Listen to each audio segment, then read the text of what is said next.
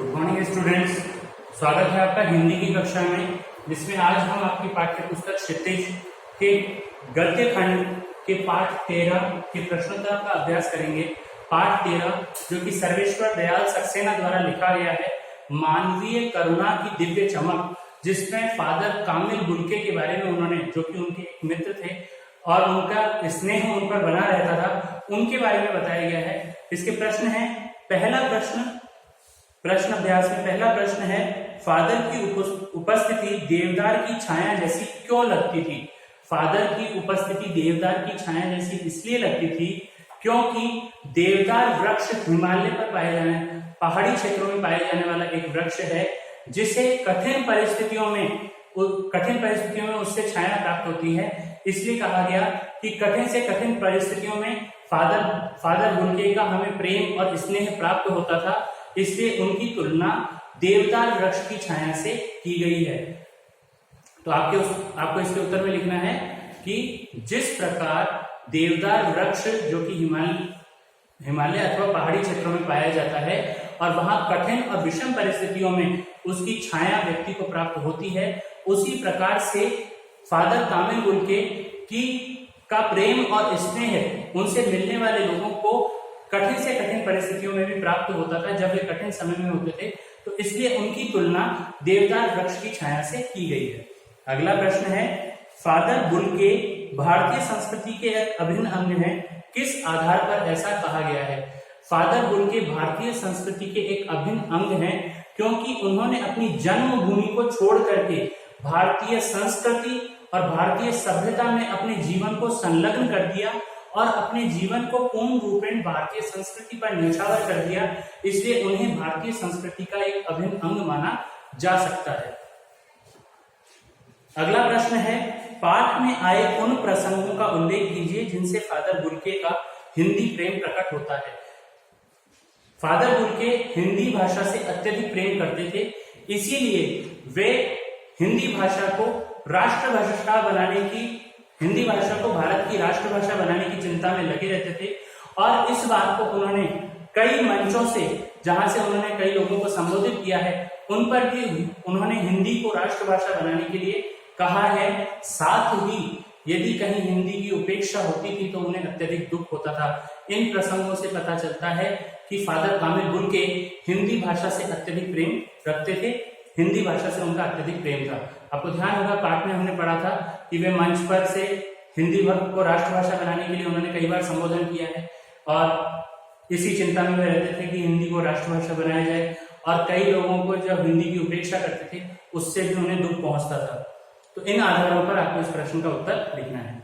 अगला प्रश्न है, इस पाठ के आधार पर फादर कामिल बुल्के की जो छवि उभरती है उसे अपने शब्दों में लिखिए। हमने पूरा पाठ पढ़ा है और उनके बारे में आपके मन में क्या विचार आता है यह आपको अपने शब्दों में लिखना है। पुस्तक की भाषा इसमें कॉपी नहीं करनी है।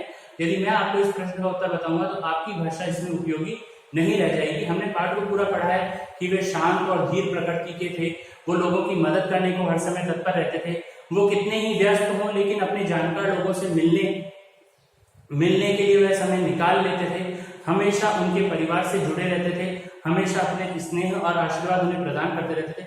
ये सभी बातें जो कि उनके जीवन से जुड़ी हुई हैं, इनको आपको अपने शब्दों में पिरो करके इस प्रश्न का उत्तर देना है। अगला प्रश्न है, लेखक ने फादर बुल्के को मानवीय करुणा की दिव्य चमक क्यों कहा?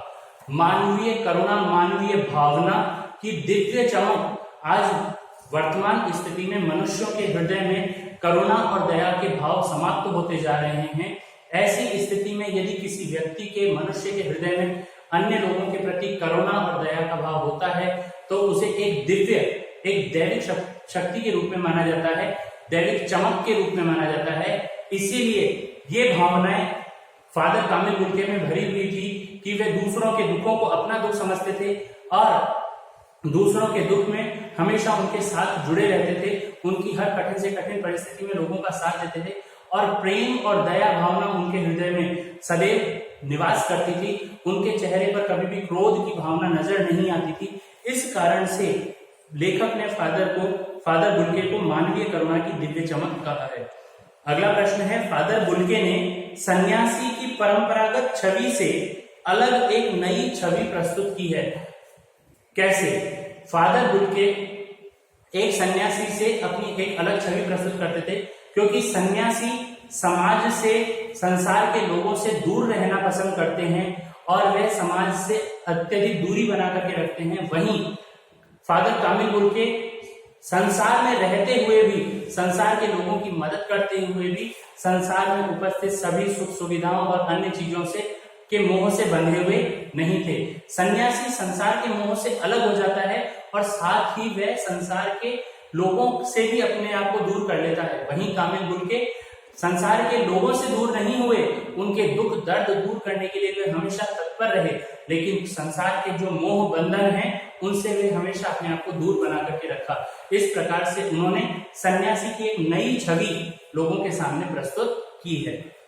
अगला प्रश्न है, आशय स्पष्ट करना है।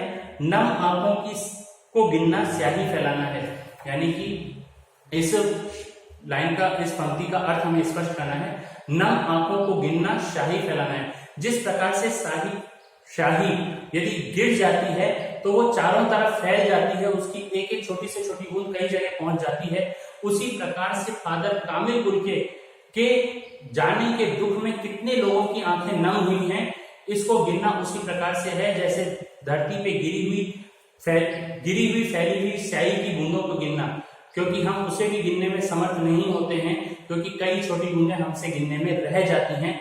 उसी प्रकार फादर कामिल बुल्के के जाने के दुख के गम को, उनमें नम हुई आंखों को गिनना संभव नहीं है, क्योंकि यदि हम गिनने का प्रयास भी करेंगे तो कई आंखें रह जाएंगी। अगला है, फादर को याद करना एक उदास संगीत सुनने के जैसा, शांत संगीत सुनने के जैसा है।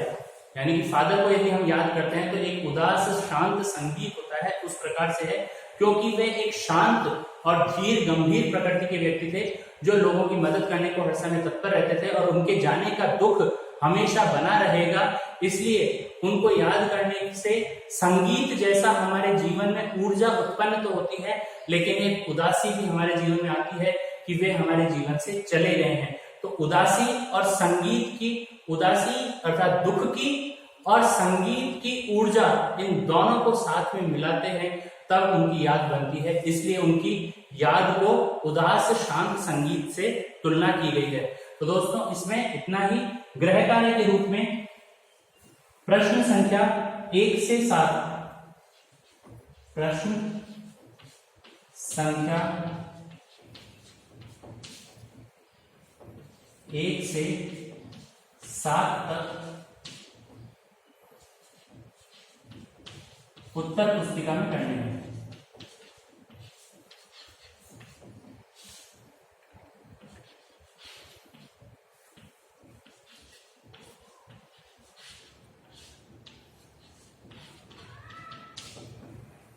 ठीक है दोस्तों, धन्यवाद।